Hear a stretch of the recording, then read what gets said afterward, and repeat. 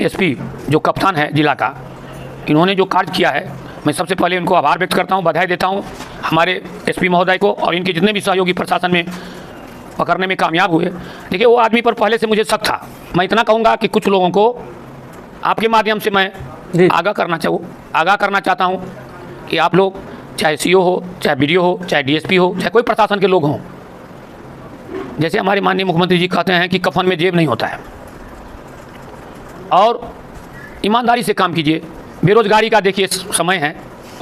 22 तारीख को मैंने आवाज़ उठाया संसद में, पहला सांसद पूरे इंडिया का हूँ कि बिहार के स्पेशल दर्जा देने के लिए, और 24 तारीख को माननीय प्रधानमंत्री, माननीय वित्त मंत्री ने 57,500 करोड़ बिहार को दिया है विशेष पैकेज।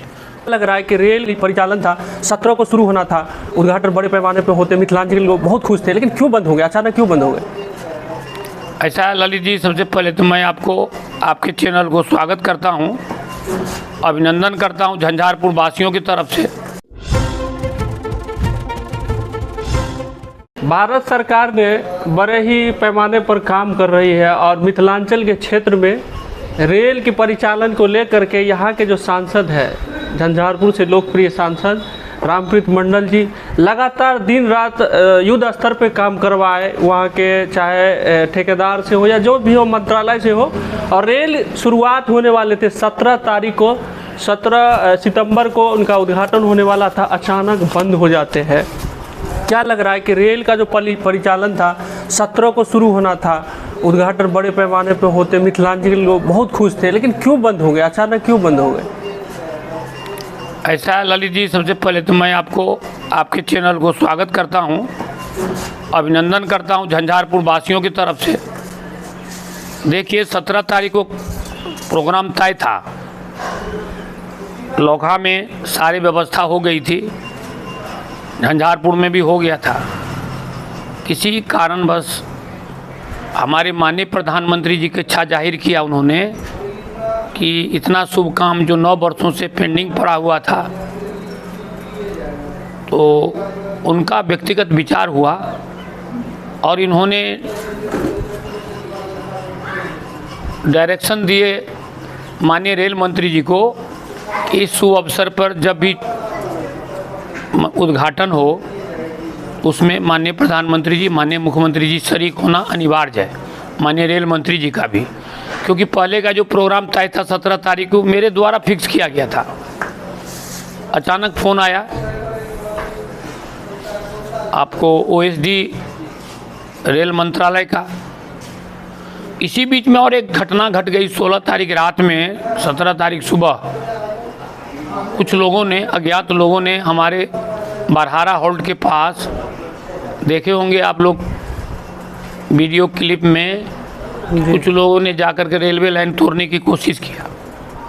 इस सबसे भी शक सुबह जो है जाहिर हुआ रेल मंत्रालय को कि कहीं कोई इंसिडेंट एक्सीडेंट न हो जाए।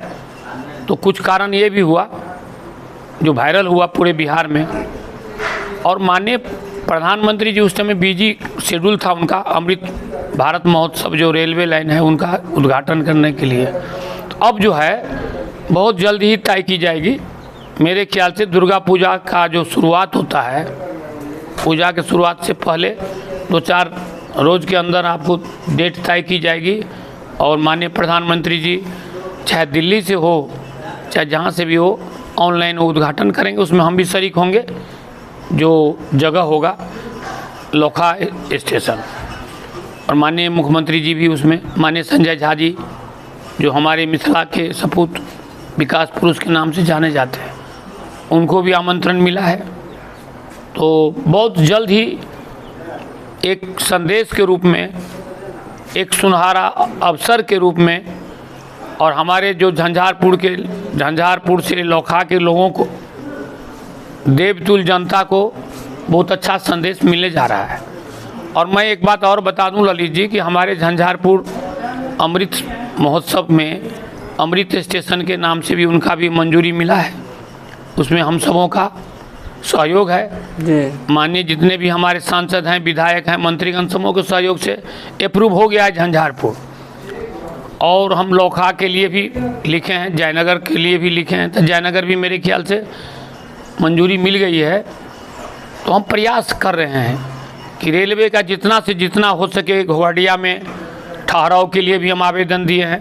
माननीय रेल मंत्री जी वंदे भारत के लिए भी कुछ वंदे भारत जो है प्रयास कर रहे हैं कि एक एक्सप्रेस ट्रेन अगर वॉशिंग पिट बन जाता है लोखा में, तो एक्सप्रेस ट्रेन खुलने की निर्धारित समय एक लोखा से भाया झंझारपुर, चाहे दिल्ली की तरफ हो, चाहे असम की तरफ हो, चाहे बम्बई की तरफ हो, वो भी चालू करने का प्रयास है।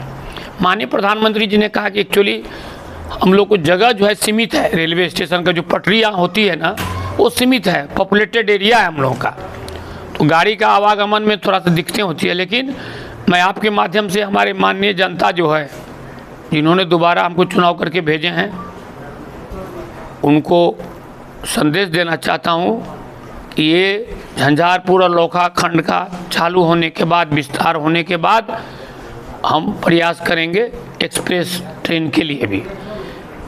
आपको बता दूं हमारे माननीय मुखिया जी प्रमोद झा जी आए हैं महरेल से, मेरे बगल में बैठे हुए हैं मौसम श्रीवास्तव, बगल में बैठे हैं सचिन हिंदुस्तानी, शिव कुमार राय जी, श्री परमेश्वर जी हम लोगों का अभिभावक हैं, राजा चौधरी युवा के अध्यक्ष अभी तक सांसद प्रतिनिधि थे हमारे, तो सारे लोग हम लोग हैं और आप लोग अच्छा मैसेज दीजिए।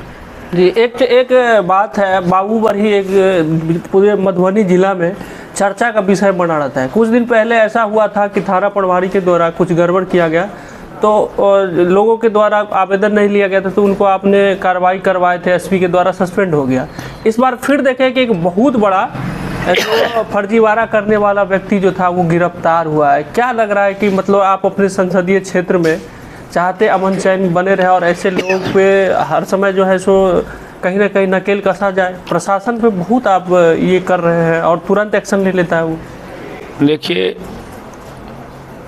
हमारे विद्वान एसपी जो कप्तान है जिला का, इन्होंने जो कार्य किया है मैं सबसे पहले उनको आभार व्यक्त करता हूँ, बधाई देता हूँ हमारे एसपी महोदय को और इनके जितने भी सहयोगी प्रशासन में पकड़ने में कामयाब हुए। देखिए वो आदमी पर पहले से मुझे शक था, इलेक्शन के दरमियान बहुत बार मुझे फ़ोन किया था कि मैं गरीबों के बीच रहता हूँ, चापाकल बांटता हूँ, लड़कियों की शादी में मदद करता हूँ। लेकिन 10 रोज़ पहले मैंने एक प्रोग्राम में था, मेरे बगल से वो गुजरा तो मैंने देखा, शक हुआ कि इनके गाड़ी पर जो नंबर प्लेट थी उस पर शक हुआ। तुरंत मैंने जो जिला के कप्तान एसपी महोदय सुशील कुमार जी को फ़ोन किया, थाना प्रभारी को फ़ोन किया। 2 रोज़ के बाद भी कोई घटना घटी है जो आप लोग देखे ही होंगे पेपर में, उसमें कुछ लोगों को बचाने का प्रयास किया। वो बहुत बड़ा ठग है। ये तो कानून का विषय है। जैसा कि आप जानते हैं हमारे माननीय मुख्यमंत्री जी न किसी को फंसाते हैं और जो गलत काम करते हैं उनको बचाते भी नहीं हैं। ये 1 हफ्ता के अंदर फरेब झूठा बयान देने वाला और बहुत सारे केसेस में उनको जमानत मिला हुआ है, जैसा कि आप लोग पेपर के माध्यम से देख रहे हैं, पूरे इंडिया के चैनल में चल रहा है। मेरे बारे में भी बहुत उल्टा सीधा उन्होंने बयान दिया, हमारी जनता ने विरोध किया और इसका परिणाम ये निकला कि जनता सब सहयोग से परसों शाम को वो पकड़ाया, अभी हाजत में या जेल में है और कानून कार्रवाई कर रही है।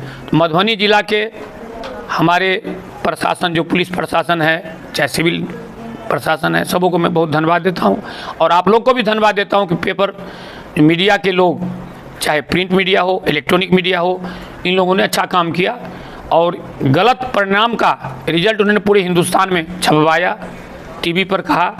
इससे हमारे मिथिला का, झंझारपुर क्षेत्र का, पूरे इंडिया में ये हुआ कि यहाँ अनुशासन की सरकार है और माननीय मुख्यमंत्री जी तक भी ये बात गई है। मैं इतना कहूँगा कि कुछ लोगों को आपके माध्यम से मैं आगाह करना चाहता हूँ कि आप लोग चाहे सीओ हो, चाहे बीडीओ हो, चाहे डीएसपी हो, चाहे कोई प्रशासन के लोग हों, जैसे हमारे माननीय मुख्यमंत्री जी कहते हैं कि कफन में जेब नहीं होता है, और ईमानदारी से काम कीजिए। बेरोजगारी का देखिए समय है, पूरे देश बेरोजगार नौजवान भटक रहा है। हमारे बिहार में अभी माननीय मुख्यमंत्री जी प्रयास कर रहे हैं, माननीय इंडस्ट्री मिनिस्टर, माननीय पर्यटन मंत्री, माननीय संजय झा जी, आप देखे होंगे कहाँ कहाँ से काम ला करके हमारे बिहार की प्रगति के लिए, हमारे मिथिला क्षेत्र के प्रगति के लिए कार्य कर रहे हैं। मैं आपको बता दूं, 22 तारीख को मैंने आवाज़ उठाया संसद में, पहला सांसद पूरे इंडिया का हूँ कि बिहार के स्पेशल दर्जा देने के लिए, और 24 तारीख को माननीय प्रधानमंत्री, माननीय वित्त मंत्री ने 57,500 करोड़ बिहार को दिया है, विशेष पैकेज। उसमें हाई डैम है, मेडिकल है, 29,300 करोड़ रुपया सिर्फ स्वास्थ्य के लिए दिए हैं। रेलवे को दिया है, रेलवे को पहले 3,000 करोड़ मिलता था जब सरकार नहीं थी एनडीए की, अभी 11,000 कुछ करोड़ रुपया दिया है। हाई डैम के लिए 10,500 करोड़ दिया है। सारे डिटेल्स हैं बिहार के बारे में।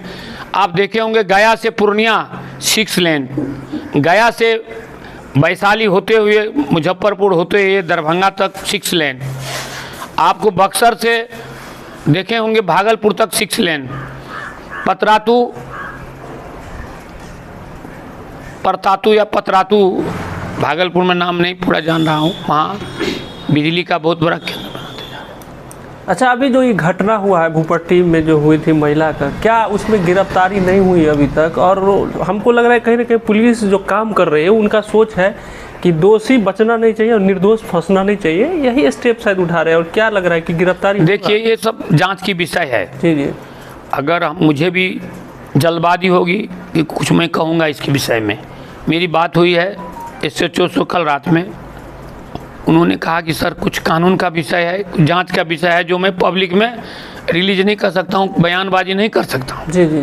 और समय आने पर गिरफ्तारी भी होगी। हमारे साथ मिथिलांचल के लोकप्रिय सांसद झंझारपुर से रामप्रीत मंडल जी थे, जुड़े थे, और बहुत सारी बातें हुई हैं जो क्षेत्र के जो हित में बात हुई है, कैसे रेल आएंगे मिथिला क्षेत्र में, कैसे मिथिला का विकास होगा।